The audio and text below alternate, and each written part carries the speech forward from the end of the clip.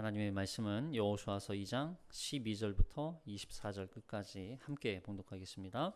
그러므로 이제 청하노니 내가 너희를 선대하였은즉 너희도 내 아버지의 집을 선대하도록 여호와로 내게 맹세하고 내게 증표를 내라. 그리고 나의 부모와 나의 남녀 형제와 그들에게 속한 모든 사람을 살려주어 우리 목숨을 죽음에서 건져내라. 그 사람들이 그에게 이르되 내가 우리의 이 일을 누설하지 아니하면 우리의 목숨으로 너희를 대신할 것이요 여호와께서 우리에게 이 땅을 주실 때에는 인자하고 진실하게 너를 대우하리라. 라합이 그들을 창문에서 줄로 달아 내리니 그의 집이 성벽 위에 있으므로 그가 성벽 위에 거주하였음이라. 라합이 그들에게 이르되 두렵건대 뒤쫓는 사람들이 너희와 마주칠까 하노니 너희는 산으로 가서 거기서 사흘 동안 숨어 있다가 뒤쫓는 자들이 돌아간 후에 너희의 길을 갈지니라. 그 사람들이 그에게 이르되 내가 우리에게 서약하게 한 이 맹세에 대하여 우리가 허물이 없게 하리니 우리가 이 땅에 들어올 때 우리를 달아내린 창문에 이 붉은 줄을 매고 내 부모와 형제와 내 아버지의 가족을 다 내 집에 모으라. 누구든지 내 집 문을 나가서 저리로 가면 그의 피가 우리는 허물이 없으리라. 그러나 누구든지 너와 함께 집에 있는 자에게 손을 대면 그의 피는 우리의 머리로 돌아오려니와 내가 우리의 이 일을 누설하면 내가 우리에게 서약하게 한 맹세에 대하여 우리에게 허물이 없으리라 하니 라합이 이르되 너희의 말대로 할 것이라 하고 그들을 보내어 가게 하고 붉은 줄을 창문에 매니라. 그들이 가서 산에 이르러 뒤쫓는 자들이 돌아오기까지 사흘을 거기 머물매 뒤쫓는 자들이 그들을 길에서 두루 찾다가 찾지 못하니라. 이 두 사람이 돌이켜 산에서 내려와 강을 건너 눈의 아들 여호수아에게 나와서 그들이 겪은 모든 일을 고하고 또 여호수아에게 이르되 진실로 여호와께서 그 온 땅을 우리 손에 주셨으므로 그 땅의 모든 주민이 우리 앞에서 간담이 녹더이다 하더라. 아멘. 이 말씀에 은혜 있으시기 바랍니다. 우리는 지난 시간에 이 여리고에 보낸 정탐꾼 그리고 이 여리고 성에 살고 있던 기생 라합이 정탐꾼을 숨겨 주었던 이 상황 그리고 그 말씀에 대해서 살펴보았습니다. 여러분 이 정탐꾼을 통해서 이 기생 라합을 만난 것은 굉장히 엄청난 사건이에요. 그냥 단순히 뭐 기생을 만났더라. 그리고 이 라합이 당시 여관과 같은 그런 유숙할 곳을 운영하고 술도 팔고 때로는 이제 같이 그런 잠자리도 제공하는 그런 일을 했었던 여인이지만 그 여인을 만약 만나지 않았다면 만약 라합을 만나지 않았다면 여러분 이 믿음의 이 고백을 할 수 있었던 라합이 아니라 그저 하루하루 먹고 살기 바쁘고 하나님에 대한 소식을 들었어도 전혀 그 소식에 반응하지 않았던 어떤 그런 라합이었다면 인물이었다면 여러분 그리고 라합이 그 하나님에 대한 소식을 듣고 자신의 이 죄악 가운데 있었던 이 죄에 대한 심판 그거에 대해서 인지하지 못하고 그냥 여전히 그 여리고성에 살고 있는 사람들처럼 똑같이 살았다면 여러분 이 정탐꾼들이 어떻게 되겠어요? 정탐꾼들도 그 여리고성에 들어가서 결국 잡혀 죽을 수도 있고 그리고 이 정탐꾼이 죽었다는 소식을 들으면 어떻게 되겠습니까? 가나안 정복 전쟁이 시작이 가능해지겠어요? 불가능해지죠. 이 여리고성에 있는 이 라합의 고백을 통해서 우리가 지금 읽은 이 본문 마지막 14절에서 이런 고백을 하잖아요. 그 온 땅을 여호와께서 우리에게 주셨으므로 그 땅의 모든 주민이 우리 앞에서 간담이 녹더이다. 이게 누구 한 말이에요? 라합이 한 말이에요. 이 고백이 아니었으면 가나안 정복에 발을 내디딜 수조차 없었을 거예요. 그러니까 이건 굉장히 중요한 사건입니다. 그러나 이 라합을 만나게 하신 것이 하나님의 절대적인 하나님의 섭리와 계획이었다는 것을 우리는 기억해야 되는 것이죠. 자, 이제 라합이 정탐꾼과 만났던, 그리고 그 정탐꾼을 숨겨주었던 이 일을 계기로 이 정탐꾼들과 협상을 하기 시작해요. 자, 12절 볼까요? 12절 시작. 그러므로 이제 청하노니 내가 너희를 선대하였은즉 너희도 내 아버지의 집을 선대하도록 여호와로 내게 맹세하고 내게 증표를 내라. 이제 라합이 정탐꾼들에게 요청을 하죠. 협상 카드를 제시해요. 내가 너희를 선대하였으니까, 내가 너희에게 여기 선대하였으니까 너희도 우리 가족들을 선대해 줘라. 여기서 이 선대라고 하는 이 단어가 히브리어로 자비, 그러니까 헤세드라는 단어예요. 헤세드. 좀 많이 들어보지 않으셨어요? 헤세드? 우리 뭐 헤세드 찬양대, 헤세드 선교대, 선교단체도 있고 뭐 헤세드. 그러니까 헤세드라는 단어가 굉장히 많이 쓰이는 성경에서 등장하는 단어인데, 이 단어가 이런 의미를 가지고 있어요. 자비, 그리고 은혜 또는 친절, 이런 의미를 가지고 있어요. 근데 이 단어가 하나님의 진실한 사랑, 자비, 인애, 이런 걸 의미하는데, 이게 하나님께서 이스라엘 백성들과 맺었던 그 계약이 있었죠. 그 계약을 하나님께서 그 계약을 지키기 위해서 이행하시면서 벌어지는 그런 모든 그 책임들, 그 하나님의 행동들, 이것들이 다 바로 이 헤세드의 기초가 되어져 있는 거예요. 그러니까 무슨 얘기냐면, 하나님께서 이스라엘 백성들과 계약을 해요. 가나안 땅을 주겠다, 너희 조상들에게 주겠다. 이 아브라함과 맺었던 그 계약이죠. 그 자손들 대대로 뭐 별처럼 빛나게, 모래알처럼 그걸 많게, 그렇게 해서 하나님께서 이 가나안 땅을 너희에게 주겠다. 그래서 그 계약을 통해서 하나님께서 그 계약하는 순간부터 이 가나안 땅을 주실 때까지, 얻게 하시고 그 땅에 들어가서 살게 하실 때까지 하나님은 그 계획을 철저하고 아주 완전하게, 완벽하게 이루어질 때까지 하나님은 어떻게 해요? 순간순간마다 얼마나 하나님께서 이스라엘 백성들을 참고 또 참고 또 참아서 여기까지 인도해 오십니까? 그걸 하려고 하다 보니까 이게 하나님의 헤세드였다는 거예요. 하나님의 자비, 하나님의 사랑, 하나님의 친절, 하나님의 인애, 하나님의 사랑 아니고는, 은혜 아니고는 여기까지 올 수 없었다는 얘기예요. 근데 그 계약을 지금 라합이 누구에게? 정탐꾼들에게 요청하는 거죠. 그러니까 결국 라합이 라합의 믿음의 근거, 그 안에는 뭐가 있었을까요? 바로 하나님의 이 헤세드에 대한 신뢰가 있었던 거예요. 하나님의 자비, 하나님의 신실함, 하나님의 인애, 그 친절, 하나님께서 약속하신 그 약속을 반드시 이루기 위해서 하나님은 끝까지 참고 인도하신다. 그걸 알고 있었다는 거죠. 그러니까 라합이 자신들에게 선대해달라고 요청하는 말은 단순히 기브 앤 테이크를 요구하는 게 아니에요. 이걸 누구에게 부탁하고 있어요? 정탐꾼들에게 부탁하는 게 아니죠. 잘 보세요. 이제 청하노니 내가 너희를 선대하였은즉 너희도 내 아버지의 집을 선대하도록, 누구에게? 여호와로 내게 맹세하고 내게 증표를 내라. 누구에게 맹세하는 거예요? 여호와 하나님 앞에 하라는 거예요. 그러니까 여호와 하나님 앞에 맹세해라. 그 하나님이 지킬 걸 라합이 알기 때문에. 그래서 바로 구원이라고 하는 거, 그러면 이 구원은 전적인 누구의 자비예요? 하나님의 자비예요.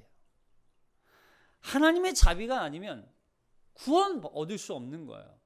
하나님의 사랑 아니면, 하나님의 은혜 아니면, 하나님의 참으심 아니면 구원은 이루어질 수 없는 거예요.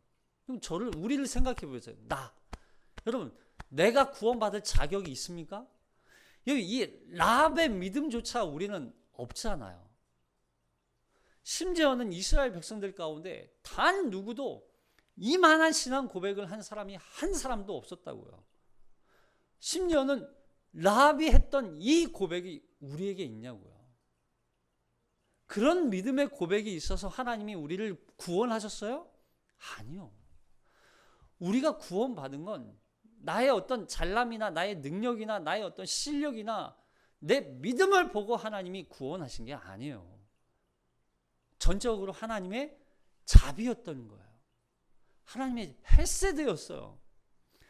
그 변함없는 자비와 사랑, 그 계약을 하나님이 이루어 가신 거예요. 하나님이 이루시는 거죠. 라합이 너희를 도와줬으니까 이제 너희도 나를 도와줘라. 이런 단순히 보상의 개념으로 요구를 하고 있는 게 아니라고요. 구원은 절대적으로 하나님 손에 달려 있다는 걸 라합이 깨달은 거예요. 알고 있는 거죠. 그리고 지금 이스라엘 백성들의 소식을 라합이 들었어요.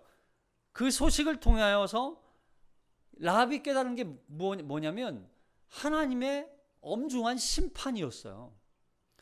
하나님께서 지금까지 이스라엘 백성들을 애굽에서 건져내서 그리고 홍해를 건너게 하시고 광야를 지나게 하시고 요단 동편을 지나와서 시온과 옥을 향한 그 심판, 그 심판에 대한 그 엄중한 두려운 심판을 라합이 깨닫고 그 두려운 심판에 대한 하나님을 향한 갈망이 생기는 거죠.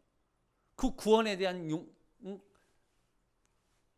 하나님을 향한 그 열망, 그 간절함, 그 간절함이 생긴 게 바로 라합이 이 하나님의 헤세드에 기초되어 있는 거죠. 당시 여리고 사람들도 하나님과 이스라엘 백성들에 대한 소식을 들었어요. 그런데 그럼에도 불구하고 라합과 가족들이죠. 라합만이 구원을 받았다는 건 여러분 이걸 보면 결국 이 가나안 땅 정탐에 앞서서 이 여리고 정복에 있어서 여리고 성을 정탐하러 보낸 이 정탐의 목적이 그냥 스파이를 보내는 게 아니었다는 걸로 알 수 있는 거예요. 목적이 뭐였어요? 라합의 구원이었어요. 여러분 이 관점이에요. 보세요.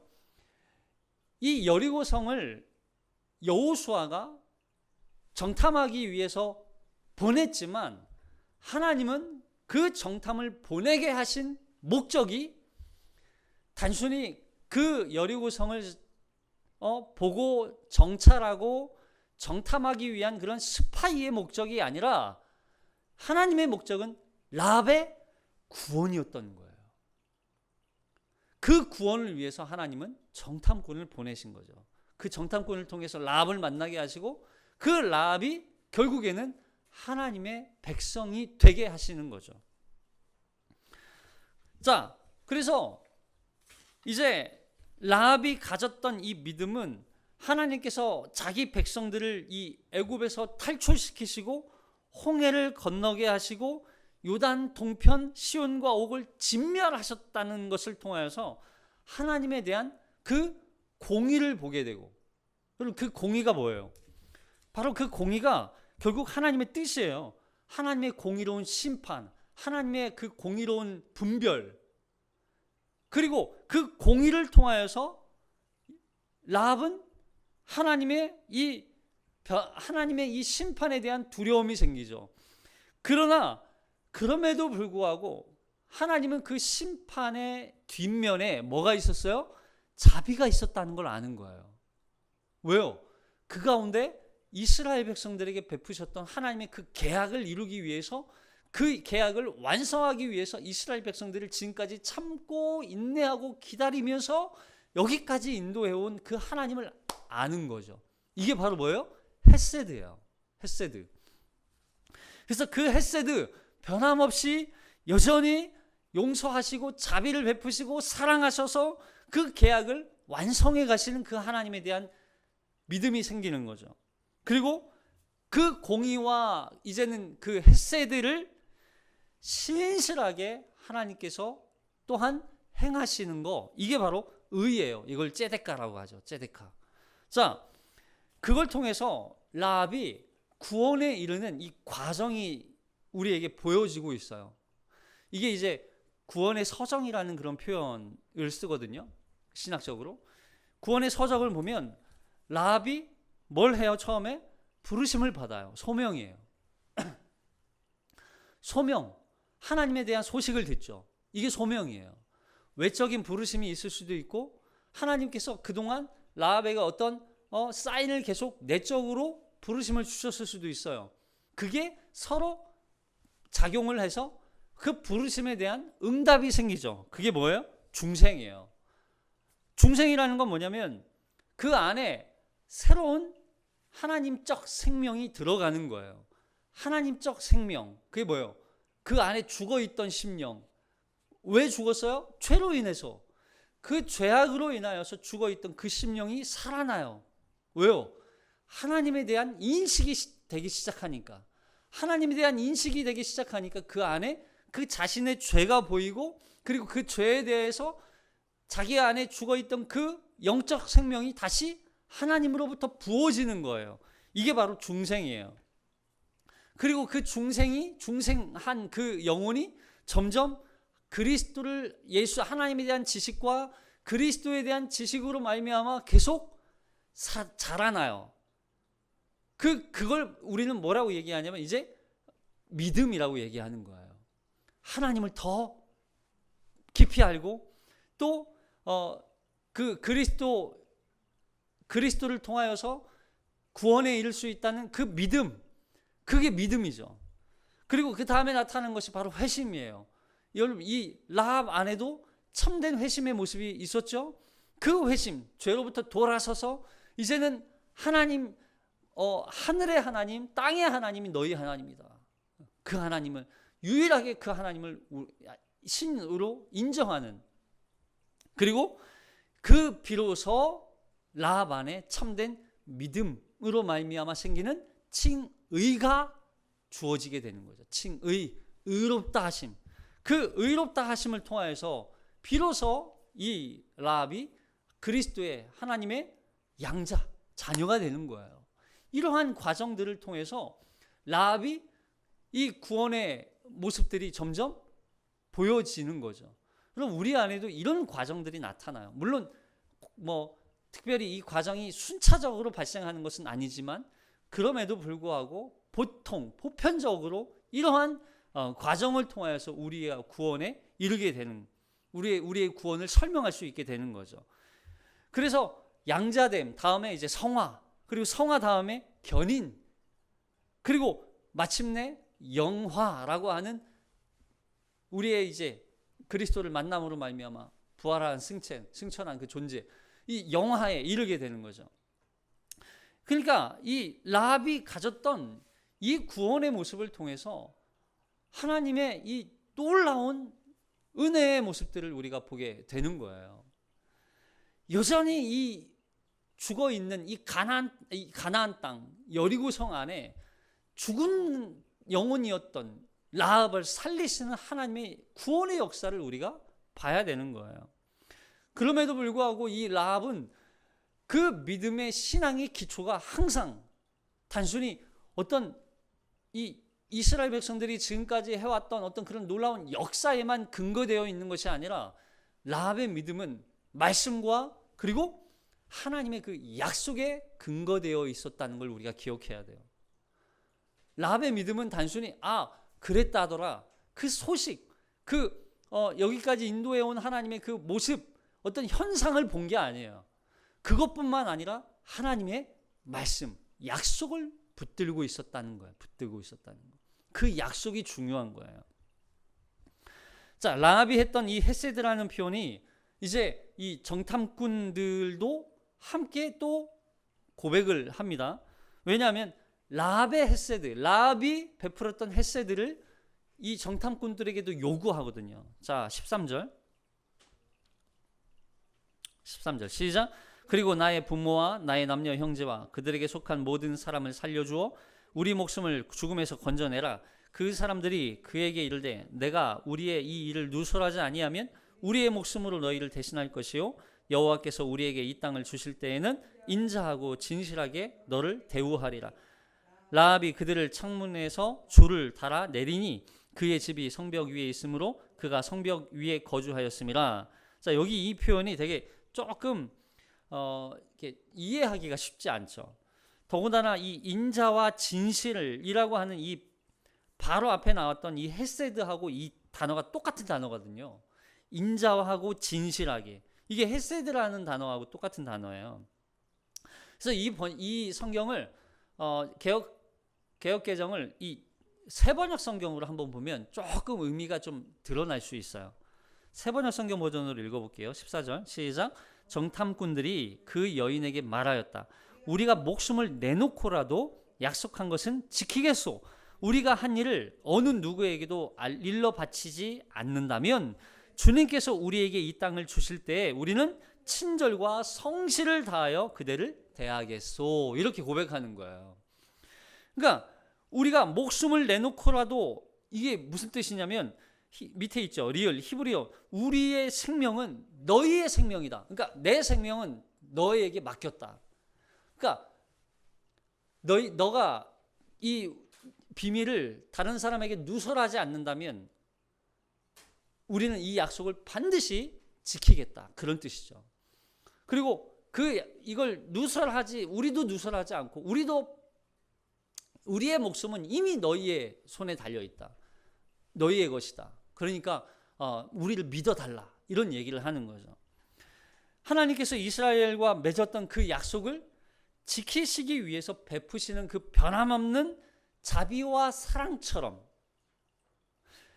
정탐꾼들에게도 그 약속을 반드시 지킬 것을 라합이 요구하고 있는 거예요. 이게 바로 라합이 하나님에 대한 그 신뢰를 보여주는 거죠. 그리고 이 약속의 징표로 뭘 매달아요? 붉은 줄을 매달도록 합니다. 자, 16절부터 24절까지 시작.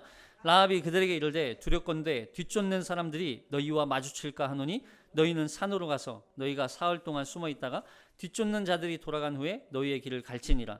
그 사람들이 그에게 이르되 내가 우리에게 서약하게 한 이 맹세에 대하여 우리가 허물이 없게 하리니 우리가 이 땅에 들어올 때 우리를 달아내린 창문에 이 붉은 줄을 매고 내 부모와 형제와 내 아버지의 가족을 다 내 갓집에 모으라. 누구든지 내 집 문을 나가서 거리로 가면 그의 피가 그의 머리로 돌아갈 것이요 우리는 허물이 없으리라. 그러나 누구든지 너와 함께 집에 있는 자에게 손을 대면 그의 피는 우리의 머리로 돌아오려니와 내가 우리의 이 일을 누설하면 내가 우리에게 서약하게 한 맹세에 대하여 우리에게 허물이 없으리라 하니 라합이 이르되 너희의 말대로 할 것이라 하고 그들을 보내어 가게 하고 붉은 줄을 창문에 매니라. 자, 이렇게 해서 라합 정탐꾼들을 내려가고 창문을 통해서 내려가고 그 정탐꾼들이 내려간 그 창문에 붉은 줄을 매고 있는 거죠. 자, 보면 이 붉은 줄이 우리 이제 사진을 제가 하나 넣어 드렸거든요. 이 사진을 보면 위에서 이게 여러 가지를 지금 같이 표현을 하고 있는 그런 사진이에요. 이 성벽 위에 창문에 붉은 줄이 지금 매어 있죠. 자, 그리고 그 위에 한 여인이 뛰어가고 있어요. 뛰는 모습이 있어요. 그 여인이 라합이에요. 그리고 그 옆에 보면 두 사람이 있고 뭘 덮죠. 예, 이게 덮고 있는 게 숨기고 있는 장면이에요. 숨기고 있는 장면. 그리고 이 성벽 뒤 쪽으로 가면 사람들이 우르르 달려서 나가요. 이 사람들이 이제 군인들이죠. 여리고성 군인들.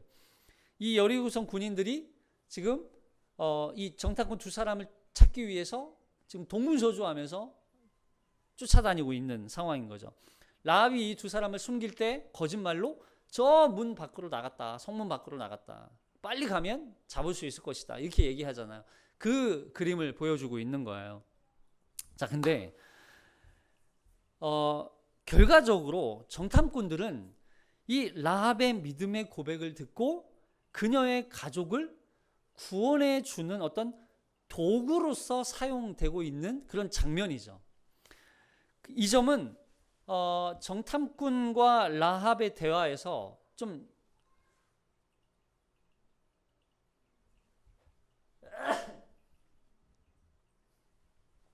알 수 있어요. 왜냐하면 이 정탐꾼들이 이 붉은 줄을 누가 주었을까요? 이거 보세요. 여기 18절에 보면 우리가 이 땅에 들어올 때에 우리가 달아내린 창문에 어떤 붉은 줄? 이 붉은 줄이라고 그래요. 이 붉은 줄. 아니 18절 말씀을 보라고요. 18절 말씀에 우리가 이 땅에 들어올 때에 우리를 달아내린 창문에 조사 하나 붙었잖아요. 이 붉은 줄을 메고. 그럼 이 붉은 줄이라는 게 누가 주는 거예요 지금? 정탐꾼들이 주는 거잖아요. 라합이 매는 게 아니라고요. 내가 이 붉은 줄을 맺게 라고 표현한 게 아니라 정탐꾼들이 이 붉은 줄을 매라 주는 거예요. 이해되시죠? 매고 내 부모와 형제와 내 아버지의 가족을 다 어디에? 이 집에 모아라. 라합의 집에 다 모아두어라. 그렇게 해야 당연하죠. 그렇게 해야 보세요. 이 붉은 줄이니까 준 사람이 이 붉은 줄이 어떤 줄인지 알겠죠. 만약에 라합이 붉은 줄을 매겠다 그랬으면 라합이 이 라합과 정탐꾼 사이에서 맺었던 이 계약, 이 비밀을 다른 사람들에게 누설을 해요. 만약에 붉은 줄을 매라고 그랬어. 그러면 라합이 갖고 있었던 붉은 줄이니까 그 동네 살고 있는 사람들도 갖고 있었겠죠. 이 사람도 붉은 줄을 맺고 저 사람도 붉은 줄을 맬 수 있어요, 없어요? 있어요. 그럼 누설이 된 거잖아요. 그걸 막기 위해서 누가? 정탐꾼들이 직접 붉은 줄을 주는 거예요. 이 줄은 정탐꾼만 갖고 있었던 줄이에요. 그렇다면 왜 이 정탐꾼이 갖고 있었을까? 붉은 줄을. 여러분, 당시 붉은 줄을 갖고 있었다는 건 지도자급이었을 거라는 거예요. 지도자급. 왜냐하면 붉은 줄은 아무나 갖고 있지 않았어요. 성막을 지을 때 성막을 덮는 덮개 이런 걸 덮을 때 붉은 줄을 썼어요. 그리고 제사장이나 특별히 이 제사장이 입는 옷에도 붉은 줄을 섞어서 옷을 만들었거든요. 그러니까 붉은 줄은 아무나 그냥 입는 게 아니었어요. 붉은 줄. 그러니까 여기서 말하는 이 붉은 줄은 우리가 말하는 이런 지금 여기 사진에 매달려 있는 줄처럼 두꺼운 줄이 아니에요. 그러니까 여기 두 가지 붉은 줄이 나오죠. 여기에 보면 18절에 나오는 이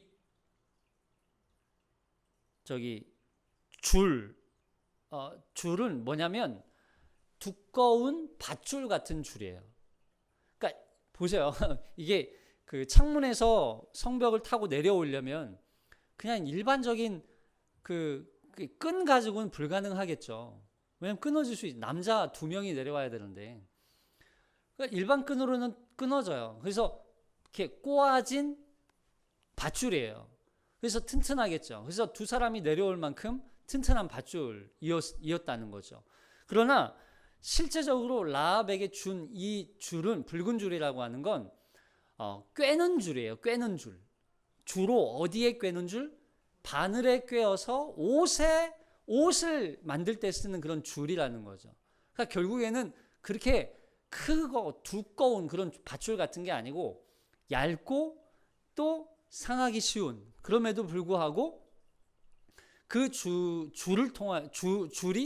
실처럼 보이는, 약간 천보다는 조금 얇고 실보다는 좀 두꺼운 그런 옷감에 쓰이는 그런 줄이었다는 거예요. 그래서 사진은 너무 이 붉은 줄이 너무 커요. 너무 두꺼워요. 사진으로는. 좀 의미가 그렇게 강하지 않죠. 그러니까 정탐꾼만 갖고 있을 수 있는 줄이었던 거죠. 실처럼. 그래서 이 붉은 줄을 주면서 이 붉은 줄을 매라. 그러면 이 붉은 줄을 통해서 누가 알 수 있어요? 이스라엘 백성들만 알 수 있는 거야. 그러면 이 붉은 줄이 어떤 의미였을까? 여러분, 이 붉은 줄은 창세기 38장에 보면 다말이 시아버지 유다와 동침을 하고, 예? 그때 쌍태를 갖습니다. 쌍둥이를 가져요. 그때 낳은 아이의 손에 묶었던 손이 붉은 줄이에요. 자, 여기 창세기 38장 27절 시작. 해산할 때 보니 쌍태라.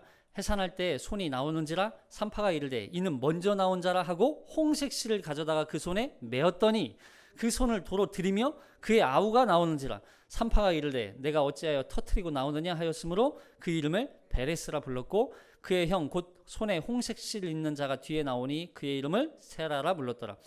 손이 나오니까 이게 첫째구나 하고서 붉은 실을 맸어요. 붉은 실, 홍색 실이에요. 홍색 실, 붉은 실이에요. 홍색 실을 맸어요. 근데 다시 그 손을 집어넣더라는 거예요. 그리고 다시 그 손이 아닌 다른 둘째 손이 나오는 거예요. 그래서 그 터뜨리고 나온 그 이름을 베레스라, 이 이름을 지었다는 거죠. 베레스의 이름이 그래서 깨뜨리다, 터뜨리다 그런 뜻을 가지고 있어요. 그리고 원래 처음에 나오려고 했었던 그 세라가 첫째거든요. 그 세라의 이름의 뜻은 바위라는 뜻이에요. 근데 중요한 것은 하나님은 세라가 아닌 둘째인 베레스를 통해서 다윗의 혈통을 이어가세요. 그리스도의 혈통을 이어가시는 거예요. 이게 붉은 줄이에요. 이 붉은 줄을 통해서 그래서 붉은 줄 하면 다말이 생각나죠. 그리고 이 붉은 줄은 과거 출애굽 때 이스라엘 백성들이 출애굽할 때 열 번째 마지막 장자의 재앙이 내려지죠. 그 재앙 때 문설주에 바른 어린 양의 피를 상징합니다. 그 피의 자국을 통해서 이스라엘이 구원받은 그 사건이 연결되는 거예요. 죽음의 천사가 그 집을 건너가게 하기 위한 것이었죠. 그래서 이와 비슷한 사건인 거예요. 라합이 붉은 줄을 창문에 매달아 놓음으로 말미암아 이 이스라엘 백성들로 하여금 전쟁이 나서 이 여리고성을 진멸할 때 그 진멸 가운데에서 죽음을 당하지 않고 죽음을 건너뛰어 넘어가게 되는 이 의미가 바로 붉은 줄 안에 담겨 있는 거예요. 그래서 이 정탐꾼들이 그 의미를 알기 때문에 죽음을 건너뛰어 가게 하기 위해서 이 라합의 창문에 붉은 줄을 매달게 했던 거죠. 그래서 정탐꾼들은 출애굽 사건을 염두에 두고 라합의 가족을 구원시키기 위해서 이런 붉은 줄을 매게 했었다는 의미가 담겨 있었던 거죠. 이런 의미에서 정탐꾼의 사명은 단순히 이 여리고성을 탐지하기 위한 목적이 아니라 성 안에 구원받을 사람을 찾았다는 걸 우리는 알 수 있게 되는 것이죠. 또 이 붉은 줄은 세 번째 의미로 어떤 의미가 있냐면 바로 예수 그리스도의 죽음을 상징하고 있어요. 여러분, 이 피의 의미가 있는 거죠. 그분의 피를 통하여서 구원에 이르게 되는 거예요. 라합이 붉은 줄을 매달아 놓음으로써 그녀는 예수 그리스도와 그 예수 그리스도의 십자가에 달려 죽으신 그 죽음, 그 희생, 깊이 피 뿌리심, 그 흘리신 피로 말미암아 죄사함을 얻게 되고 그 죄사함으로 말미암아 구원을 받았다는 거예요. 그것은 바로 라합이 예수 그리스도를 믿음으로 말미암아 의롭게 되었다. 이게 바로 이 안에 담겨지게 되는 거죠. 자, 그리고 이 붉은 줄은 언제 매요? 이제 이스라엘 백성, 이 정탐꾼들이 밧줄을 타고 내려가고 그 창문에 바로 매야 돼요. 나중에 매지 않아요. 정탐꾼들이 간 이후부터 이 붉은 줄이 매달려 있어요. 언제인지 몰라요. 언제 정탐꾼들이 다시 돌아올지 몰라요. 그리고 언제 이스라엘 백성들이 이 여리고성을 무너뜨리기 위해서 언제 올지 알지 못해요. 그날부터 붉은 줄을 계속 매달고 있는 거예요. 그래서 19절에 보면 누구든지 19절 볼까요? 19절에 시작. 누구든지 내 집 문을 나서서 거리로 가면 그의 피가 그의 머리로 돌아갈 것이요 우리는 허물이 없으리라. 그러나 누구든지 너와 함께 집에 있는 자에게 손을 대면 그의 피는 우리의 머리로 들어오. 이런 거죠. 그냥 라합은 이때부터 계속 기다리는 거예요. 붉은 줄을 매달고 이스라엘 백성들이 이 여리고성 가나안 정복을 전쟁하러 오는 그날까지 계속 기다리고 있는 거예요. 그 가족들도 계속 그 집 안에 머물러서 계속 아예 오늘은 안 오겠지 하면서 그냥 돌아다니고 딴짓하고 그럴 수 없다는 얘기예요. 그냥 그 붉은 줄을 매단 순간부터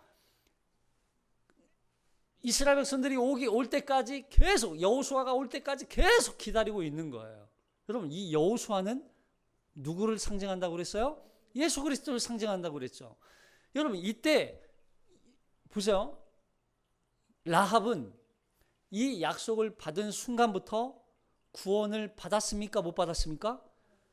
구원이 보장됐어요. 구원 받은 거예요. 그러나 아직 그날이 온 건 아니죠. 그래서 이미와 아직이 여기에서 등장합니다. 라합은 이미 구원 받았어요. 약속이 곧 실현되었기 때문에. 그러나 아직 구원 못 받았어요. 그날은 언제인지 알 수 없어요. 그날이 올 때까지 참고 기다리고 인내하고 믿음의 선한 싸움을 싸우고 그리고 계속해서 딴짓하지 않고 세상 가운데 자기의 볼일 보다가 그 날이 지나가는 그런 어리석고 안타까운 날이 되지 않도록 만드는 거예요. 지혜로운 다섯 처녀처럼 그 날이 언제인지 알지 못하지만 끊임없이 계속 그 등불을 비출 수 있는 기름을 준비하고 있는 것처럼 그 날이 올 때까지 라합은 기다리고 있어야 돼요. 여러분, 이게 바로 마지막 심판의 날이에요.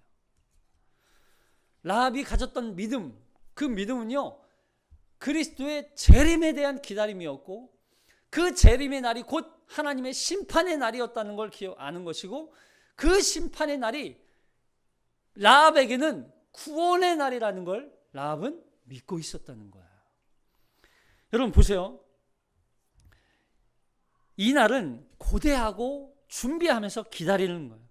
그날이 언제인지 알지 못하지만 항상 깨어서 준비하고 있는, 이것이 이 땅에서 신부로서 부름받은 성도들이 가져야 할 산 소망인 거예요. 이게 우리에게 주어진 거예요. 심판의 날이 곧 라합에게는 무슨 날이에요? 구원의 날이에요.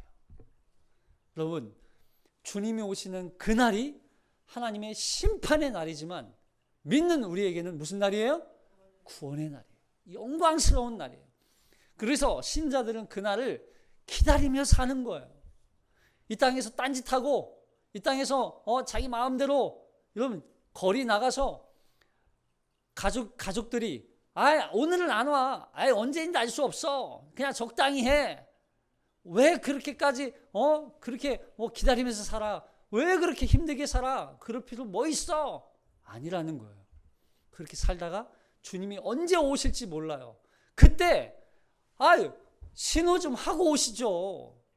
좀 알려주시죠. 나 구원 못 받으면 어떡해요. 그렇게 말할 수 없다는 얘기예요. 결국에는 마지막 그때까지 깨어있지 않으면, 그때까지 기다리고 준비하지 않으면 이 마지막 때를, 주님이 오실 그날을 맞이할 수가 없다는 얘기예요. 이 사건을 통해서 정탐꾼이 여호수아에게 뭐라고 보고하는지 한번 보세요. 자, 22절 시작. 그들이 가서 산에 이르러 뒤쫓는 자들이 돌아가기까지 사흘을 거기 머물매 뒤쫓는 자들이 그들을 길에서 둘을 찾다가 찾지 못하니라. 그 두 사람이 돌이켜 산에서 내려와 강을 건너 눈의 아들 여호수아에게 나아가서 그들이 겪은 모든 일을 고하고 또 여호수아에게 이르되 진실로 여호와께서 그 온 땅을 우리 손에 주셨으므로 그 땅의 모든 주민들이 우리 앞에서 간담이 녹더이다 하더라. 여러분, 성경에서 이 정탐꾼들이 여리고 성에 들어가서 만나고 또 이야기한 사람이 많아요, 적어요? 아니면 적어요, 한 사람이에요? 여러분, 적어도 아무도 없어요. 한 사람, 라합밖에 없어요. 근데 여리고 성에서 이미 비상이 걸렸대요. 이미 이 이스라엘 백성들의 소식을 듣고, 하나님에 대한 소식을 듣고 간담이 다 녹았다고 보고해요. 아니, 여러분, 이 보고를 들은 여호수아가 그래? 이미 여호수아 입장에서는 그랬구나 할 수 있죠. 근데 지금 이 말씀을 읽고 있는 우리는요, 너무 과장된 보고 아니에요? 이렇게까지 보고해서는 안 되잖아요. 지금 이 이야기를 정탐꾼들이 실제적으로 이야기를 듣고 본 게 아니에요. 라합의 이야기만 들었다고요. 라합의 말만 듣고 지금 여호수아에게 보고를 하고 있는 거예요. 왜 중요해요? 이게 너무 과장된 보고를 하는 것처럼 보이지만 이게 믿음이라는 거예요. 그러면 라합의 믿음이 지금 누구의 마음을 움직여요? 정탐꾼의 마음을 움직이는 거예요. 정탐꾼의 이 여리고 성에 대한 전쟁, 그리고 가나안에 대한 전쟁을 라합의 믿음을 통해서 지금 시작하게 만드는 거예요. 이게 라합의 사건이에요. 여러분, 하나님의 약속에 전부를 걸었던 이 라합의 믿음이 이 이야기를 통해서 가나안 정복 전쟁이 시작을 알리는 사건이 되는 거예요. 뿐만 아니라 여러분, 이 라합의 남편이 살몬이라고 그랬죠.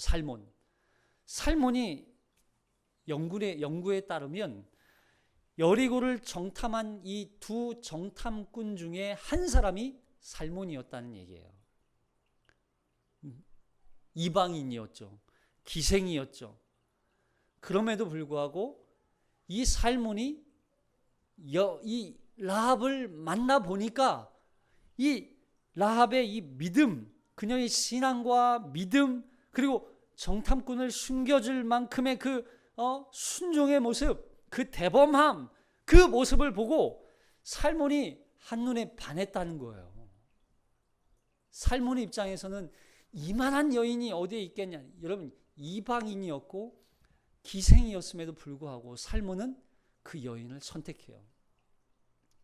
여러분, 만약에 자녀가 이런 여인과 결혼하겠다고 얘기하면 이런 여인과 결혼시키시겠습니까? 네? 여러분, 이게 쉬운 일이 아니에요. 그럼에도 불구하고 살몬과 이 라합 사이에서 태어난 자가 바로 아들이 보아스가 되잖아요.